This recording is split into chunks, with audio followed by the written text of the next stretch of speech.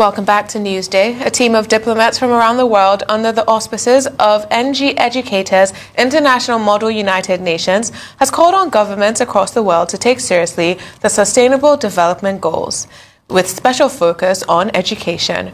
Rising from a 4-day conference in Enugu, southeast Nigeria, the UN group stresses the need for a people-centered strategy in this regard. Arise correspondent Ojo Shukura completes this story.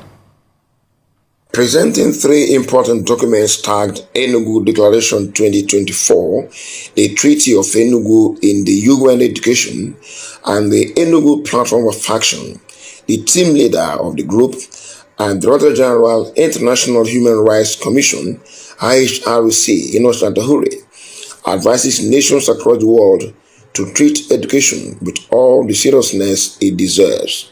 We call for the development of inclusive policies that ensure access to education for vulnerable children and young people often excluded from educational systems, such as the poorest children in the cities and remote areas, children affected by and living with HIV, refugees, and children of migrants. We call for the effective allocation of educational resources to ensure equal opportunities for children and young people living in vulnerable situations through education that takes into account diversity, local languages, and mother tongue education as appropriate. Stressing the importance for universal access to education, he further says there is need to close the gender gaps in education, pointing out that education plays an important role in alleviating poverty and hunger.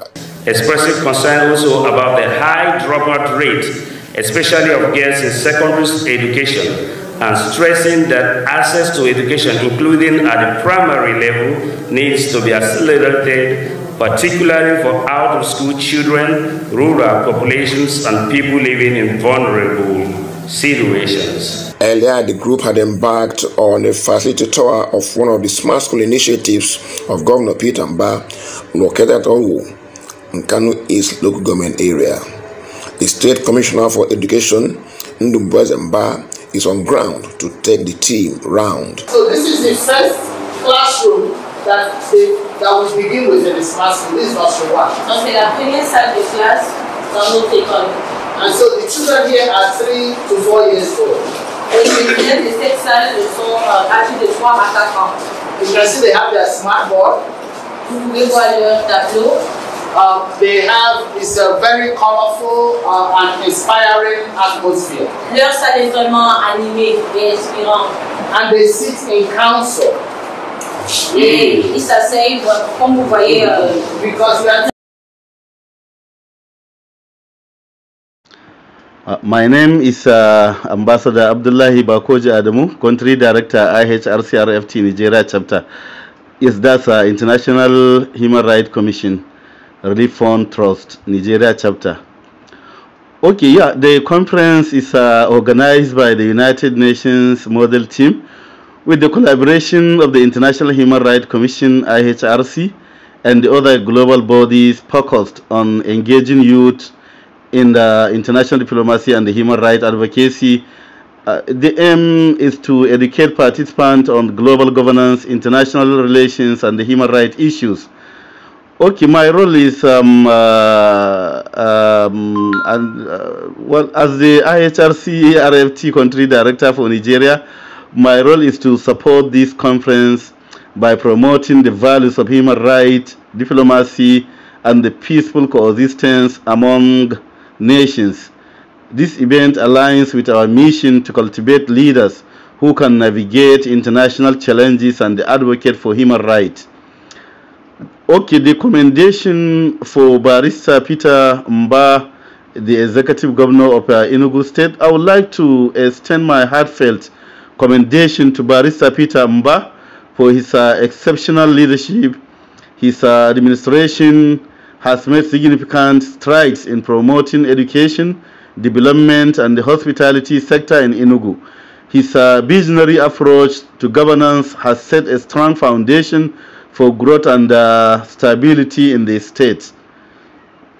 Okay, the Enugu's hospitality, I can say, is fantastic. Enugu is truly a welcoming city The warmth and the hospitality of the people are remarkable, making everyone feel at home. The infrastructure and the services provided to visitors are impressive, reflecting the state's commitment to becoming a hub for both national and international events.